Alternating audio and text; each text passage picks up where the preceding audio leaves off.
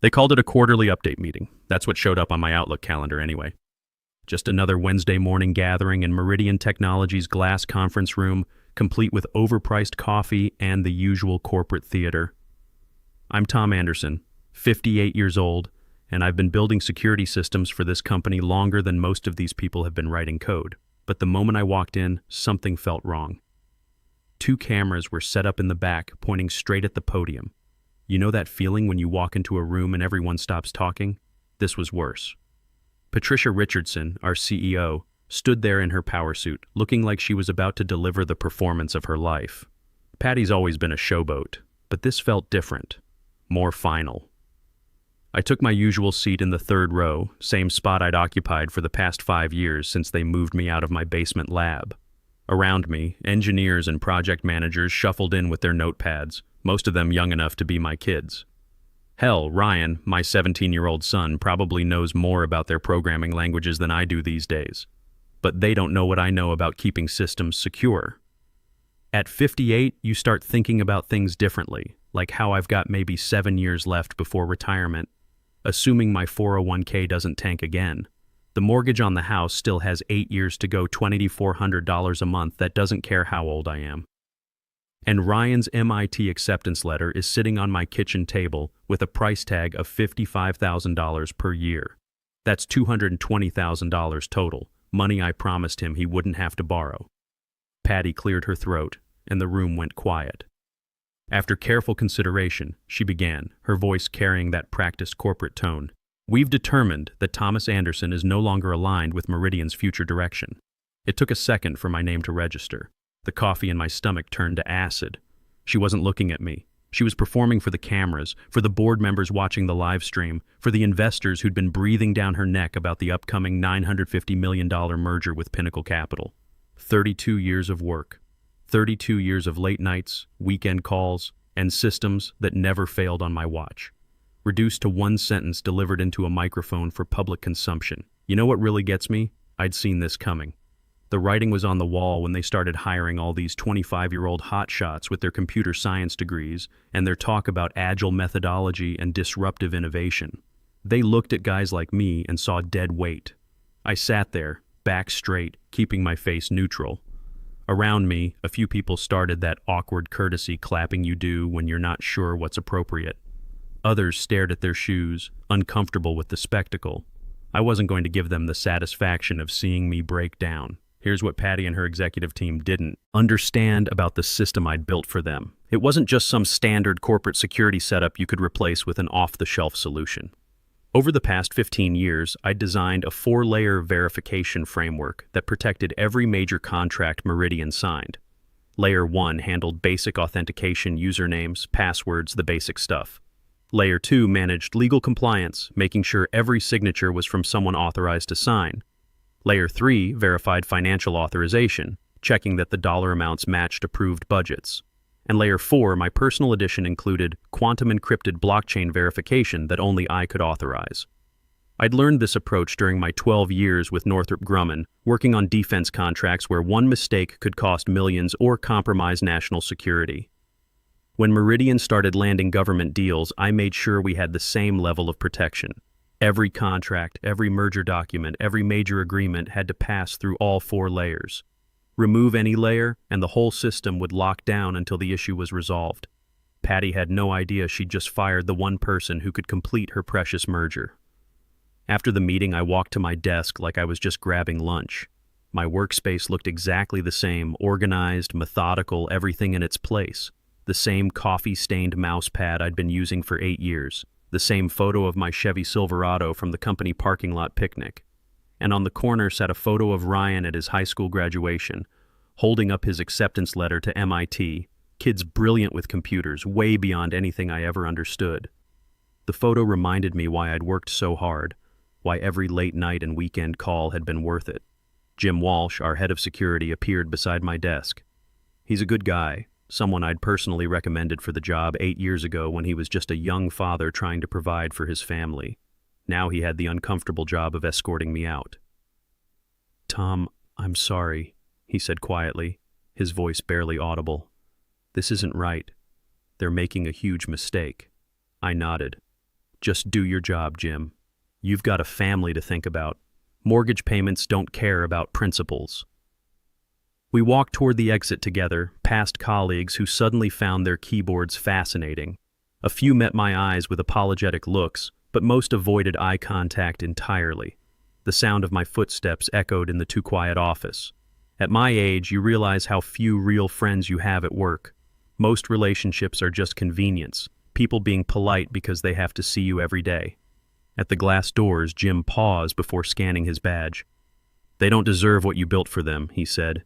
"Take care of yourself, Jim," I replied, keeping my voice steady. The doors opened with their familiar mechanical hiss.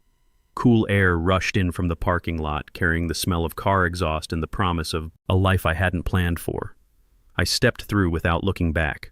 What I carried with me was heavier than any briefcase, the knowledge that Meridian's entire merger depended on systems I'd built, layer by careful layer. That evening, I sat in my apartment, the familiar quiet settling around me like an old jacket. Ryan was at study group, preparing for his MIT interviews. The kid had no idea his old man had just become unemployed. At 58, getting fired isn't like being 30 and bouncing back.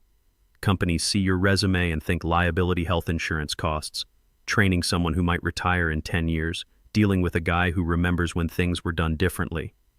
I made myself a cup of coffee and sat by the window, watching the city move on without any awareness of what had just happened at Meridian Technologies.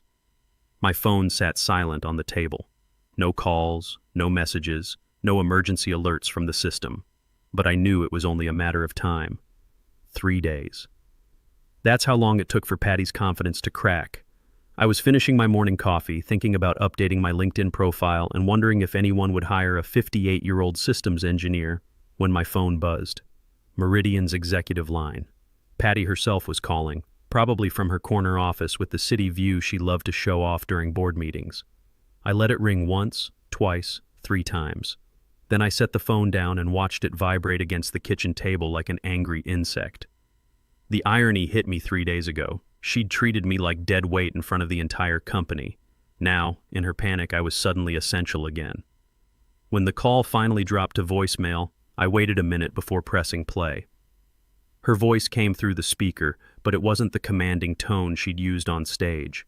This was raw, desperate, breaking at the edges. "Tom, pick up, please. We've got a situation here.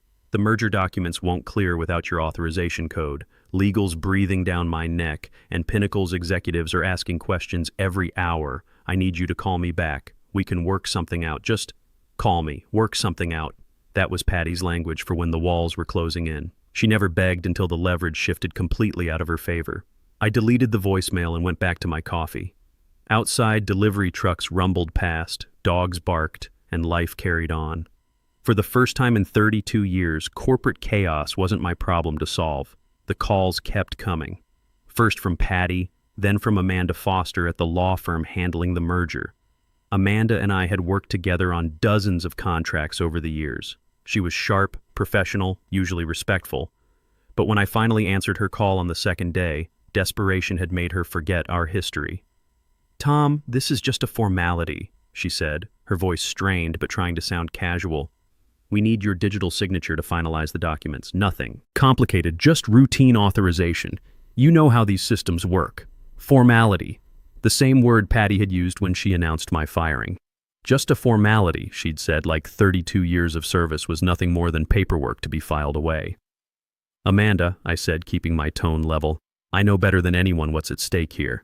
I built the framework your contracts are trapped inside. I know exactly why the system is frozen, and it's not a formality."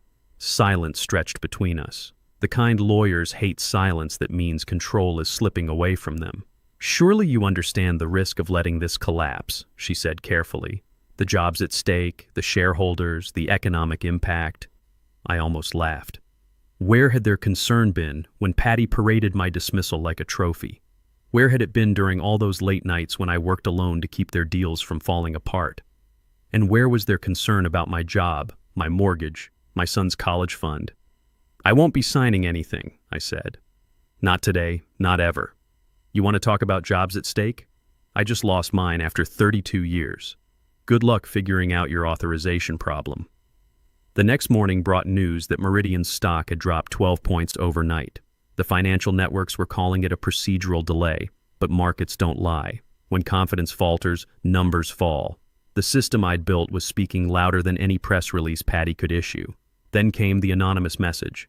I found it in my personal email that evening, the subject line blank, sender address routed through multiple relays. The body contained one line: "They need you more than they think. The other side knows it too." ARAR could be Alex Rivera from IT, someone who'd always understood the technical side of what I'd built. The message was followed by another the next day. Patty doesn't hold the key. You do. Pinnacle Capital knows it. Check the business news. That hit me like cold water. I pulled up the financial websites on my laptop. Buried in the merger coverage was a quote from an unnamed Pinnacle executive. Certain technical authorizations remain outstanding. We're evaluating all options. They weren't fooled by Patty's performance. They recognized that I, not her board or her lawyers, was the real gatekeeper. The $950 million merger depended on authorization that only I could provide. And I was sitting in my kitchen in sweatpants, unemployed, with no intention of helping any of them. By the end of the week, the whispers had become headlines. Meridian's stock continued sliding as investors realized the routine delay was anything but routine. The merger documents remained unsigned, frozen in a system that wouldn't bend to pressure or legal maneuvering. I watched it unfold from my living room, financial news playing in the background while I sorted through job listings. At my age, most postings might as well say, "No one over 40 need apply." They use code words digital native. Startup mentality, high energy environment. Translation: we want someone young who will work 80-hour weeks for peanuts. The unemployment benefits would kick in next week, $420 per week, which barely covers groceries. Thank God I'd been putting extra toward the mortgage principal. Still, doing the math was sobering. My savings could cover about 8 months of expenses if I cut everything to the bone. After that, I'd be looking at borrowing against my 401k or selling the house. That's when Patty made her biggest mistake. Desperate to salvage the situation, she announced that her legal team had found a technical workaround that would bypass the authorization requirements. She stood behind the same podium where she'd fired me, promising investors that full clearance would happen within 24 hours. I watched the press conference from my kitchen table, laptop open, eating a peanut butter sandwich because I was already cutting back on expenses. Patty looked confident, even triumphant, as she assured the cameras that the merger was back on track. The stock ticked upward slightly, not much, but enough for desperate investors to cling to hope. She had no idea what was coming. You see, when I built that system, I didn't just create verification layers. I built in something else, a learning algorithm that would recognize and flag any attempt to circumvent the authorization process. Call it professional paranoia, but after 12 years working defense contracts, you learn to assume someone's always trying to hack your work. The next day, reports started trickling out on the financial websites. Meridian's legal team had attempted to input their bypass code into the merger platform. At first, everything seemed fine. Documents loaded, systems appeared to accept the input. For a few hours, Patty and her board probably celebrated, convinced they'd pulled off a rescue. But then, the failsafe triggered. Every unauthorized signature, every false credential was detected and flagged. The system didn't just reject the attempt, it cascaded through every copy of the files, freezing them permanently and rendering all versions invalid. The entire contract, in every iteration, was dead. I pictured the scene. Lawyers staring at screens full of red warning messages, IT staff scrambling to understand what had gone wrong, board members watching their $950 million deal evaporate in real time. And Patty, finally understanding that her performance had just crashed into an immovable wall. The stock plummeted again, erasing the brief bump and then some. News outlets that had praised her innovative solution that morning pivoted sharply by evening, highlighting the complete collapse with merciless detail. My phone started buzzing with texts from former colleagues. "Tom, did you do this?" one asked. Another, "They're saying it's a security feature you built. Is that true?" I didn't respond. Let them figure it out themselves. That evening, my phone rang with a number I didn't recognize. New. York area code Pinnacle Capital's headquarters. "Mr. Anderson," the voice was calm, measured, nothing like the desperation I'd been hearing from Meridian. "This is Brian Matthews, COO at Pinnacle Capital." I waited, curious to hear what the other side had to say. "I'll be direct," he continued. The contract cannot proceed without your authorization. Our technical team has confirmed that without your signature, the entire agreement is invalid. Our board has suspended all forward activities indefinitely.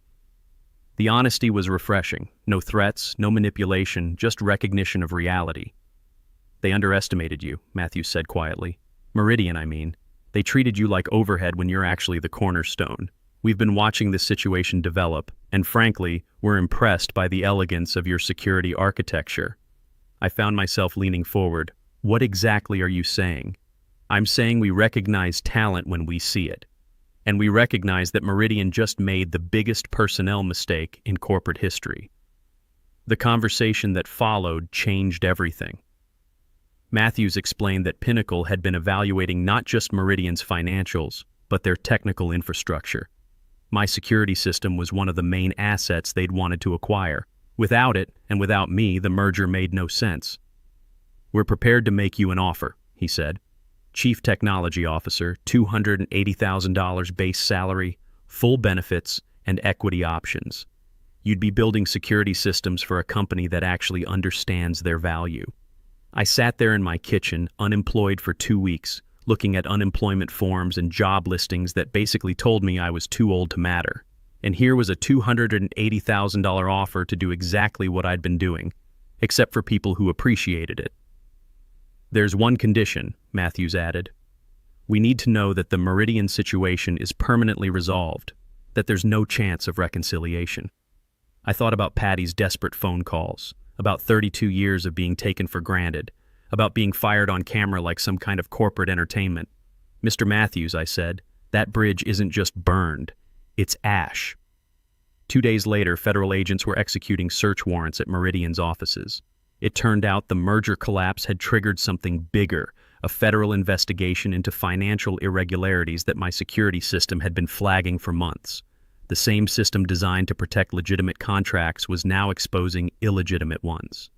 Agent Sarah Collins from the FBI Financial Crimes Division called me the next morning. Professional, direct, asking technical questions about the security framework and how it might have been compromised. I met her at a downtown coffee shop. Nothing dramatic. Just two people talking over mediocre coffee and stale pastries. We're seeing patterns that suggest systematic contract manipulation, she said, sliding a tablet across the table. Payments to shell companies, backdated authorizations, routing through offshore accounts. Your system flagged all of it over the past 18 months. The irony was perfect. Patty had fired me for refusing to compromise the system's integrity. Now that same integrity was exposing her crimes. The security architecture I'd built wasn't just protecting legitimate contracts, it was creating an evidence trail of illegitimate ones. We'd like you to consult on the technical analysis, Collins continued. Help us understand what the system detected and when. The pay is $180 per hour, and given the complexity of this case, we're looking at several months of work. At $180 an hour, working even part-time would more than cover my expenses while I figured out the Pinnacle offer. Better yet, the work felt meaningful using my skills to expose corruption instead of enabling it.